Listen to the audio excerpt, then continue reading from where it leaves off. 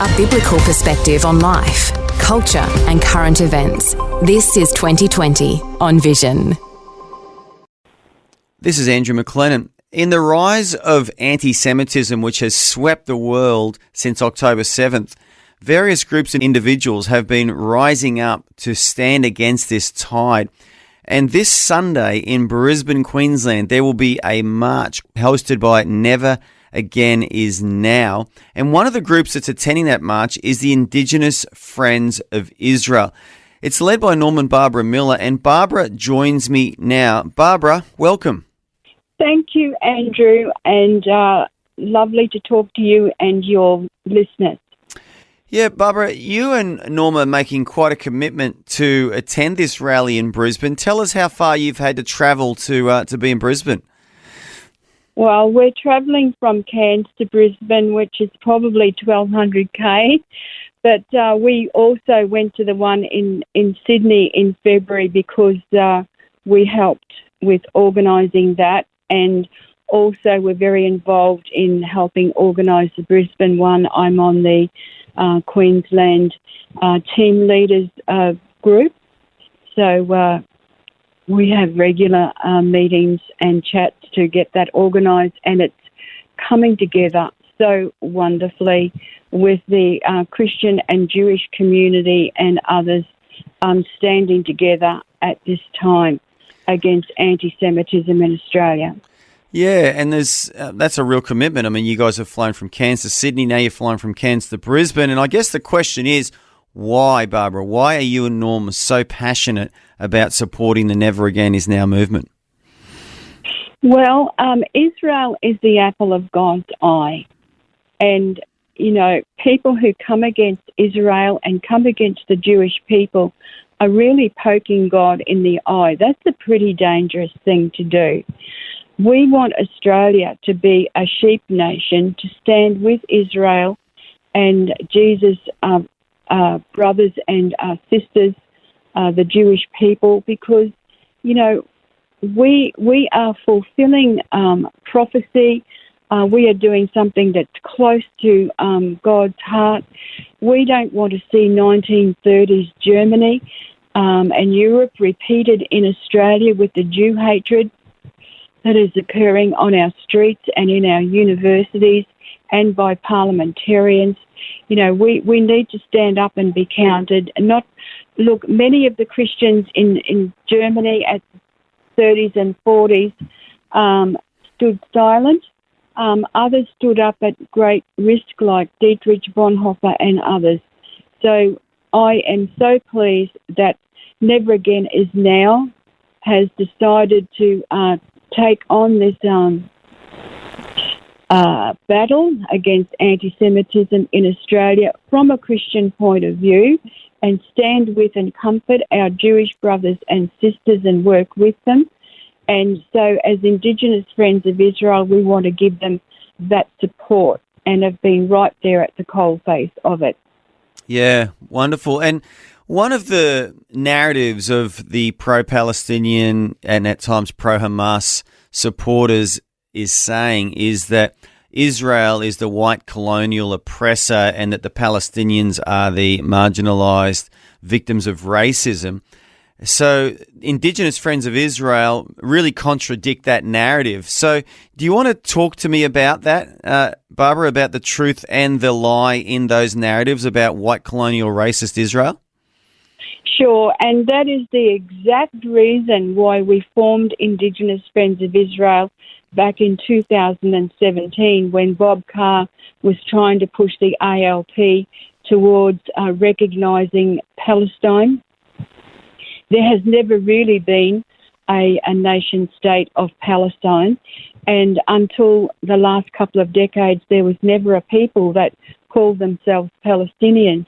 But look, the important thing is that the Jewish people are indigenous to the land of Israel. They have a 4,000-year history there, and the Arabs, who later, some of them started calling themselves Palestinians, but the Arabs didn't come there until the year 700 odd, when they came as conquering people. The Arabs are the colonists.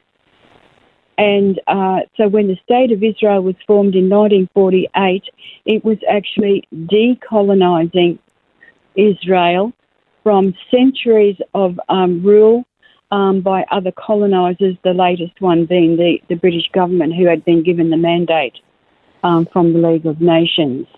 But what people are getting confused about is because after the Holocaust, we did see Jews from Europe coming to Israel as a safe haven from the ashes of the Holocaust. So, of course, there are white Jews, but at the same time, there are Jews of every different colour who have been dispersed through the nations, and the same number of Jewish refugees, who are people of colour, Mizrahis or Sephardis, there are the same number of Jews from the Middle Eastern nations who were made into refugees and all their possessions confiscated and chased out of Islamic lands in 1948,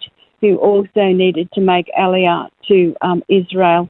And really, I hate this term, but Jews of colour outweigh white Jews in Israel anyway. How can you occupy your ancient homeland? Really, how can you? The Jewish people are not occupiers, and they certainly don't oppress Arabic people. You have Israeli Arabs in the Knesset or Parliament, in the armed forces, in the police services, in the judiciary, and various professions. Yeah, that's a very good answer, Barbara. And it is a myth, isn't it, that the Palestinians are the marginalised victims of racism and that the Jews are these white oppressed? Because as you've said, I mean, there's many Jewish people from Ethiopia, for example, isn't there, who trace their lineage back to the Queen of Sheba. Oh, absolutely, absolutely. And even in places like India and various parts of Asia and even South America. But look, the thing is, it's a lie of Marxism. That's what it really is. We've had the long march through the institutions of cultural Marxism. And look, our Australian universities and schools are proof of how successful that march of cultural Marxism has been. So what before, when it was class theory, employers against workers, that didn't work to bring an uprising and defeat Western civilization. So they've got a different tack now of taking over the cultural institutions and promoting cultural Marxism, and it's worked very well. And so what we have is we've got this unholy alliance of the Marxists with the pro-Hamas, really fascist, Islamofascism of the pro-Palestinian lobby. So what you're saying, Barbara, is as well as a spiritual dimension to this conflict in Israel, there's also a cultural and economic dimension to it. In other words, that Israel is a strong Western democracy based on capitalism, which brings prosperity to a lot of people. And I think if you look at the numbers across the Middle East, people per capita are way better off in Israel financially than any other country in the Middle East. What you're saying is this is actually a war of economies and philosophies as well, that Israel represents Western capitalism and that the other nations around it and the agitators are actually representing Marxists, whether they realise it or not? Yes. So basically what happens is those nations around Israel, which are mostly Islamic nations, they're very jealous of Israel for having built up such a successful democratic state, and it really shows them up quite poorly. And this is one of the reasons for the Abrahamic Accords, because they've realised that if they partner with Israel, they can have some of that prosperity and learn from from Israel. But what happened is when Saudi Arabia was about to sign the Abraham Accords, that's when Iran and its proxies, Hamas and Hezbollah, attacked Israel even more fiercely on October 7 and since then, because they wanted to stop Saudi Arabia from signing the Abraham Accords. They didn't want peace in the Middle East. They wanted to continue festering with the false Palestinian refugee narrative. Yeah, it's so complicated, isn't it? And so complex. And it's amazing how the world's media is fixated on this too, because like just in the last couple of months, Brazil has experienced flooding in the south, which has displaced 1.5 million people from their homes. And many of them have lost everything. And many people in Australia don't even know about it. The media hasn't even talked about it. And yet they're constantly talking about this Israel, Gaza conflict. It's such a complicated issue. But as you said earlier, it really is a time, isn't it? Just like it was in the 1930s, for good people, for Christian people, even people who aren't Christian, who see the right and the wrong in this, to stand up and let their voice be heard.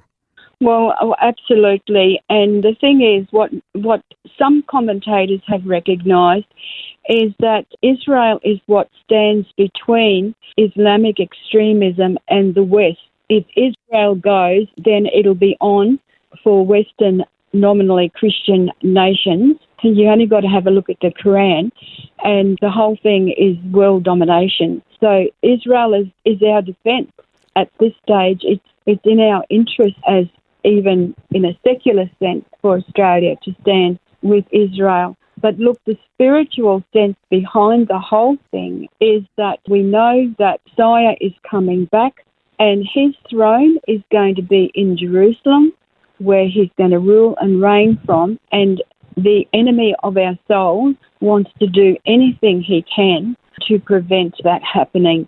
Yeah, absolutely.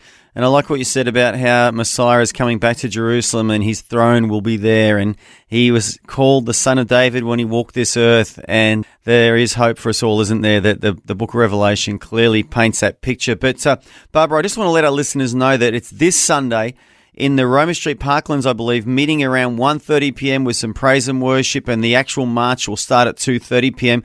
And that is the Never Again Is Now rally, and it will be supported by many people, including the Indigenous Friends of Israel, that is led so well by yourself and Norm, your husband, Norman and Barbara Miller. But Barbara, I want to thank you so much for joining us on 2020 today. Can I just say one more thing?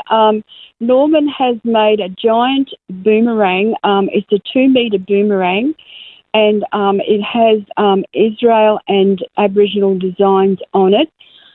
Inside the Star of David is a 76, because it's the 76th anniversary of the modern state of Israel, and he has Psalm 76 on there. He is the opening speaker at 2:30. And he will be blowing the shofar, and he has asked whoever wants to blow it in unison with him. It'd probably be about 2:32. Whoever wants to blow the shofar in unison with him, whether they're joining by live stream or whether they're at the event or whether they're anywhere in the world, he's asking them to blow the shofar with him. Barbara Miller from Indigenous Friends of Israel, thank you so much for joining us today. Okay, thank you so much, Andrew. God bless you. Bye-bye. Thanks for taking time to listen to this audio on demand from Vision Christian Media. To find out more about us, go to vision.org.au.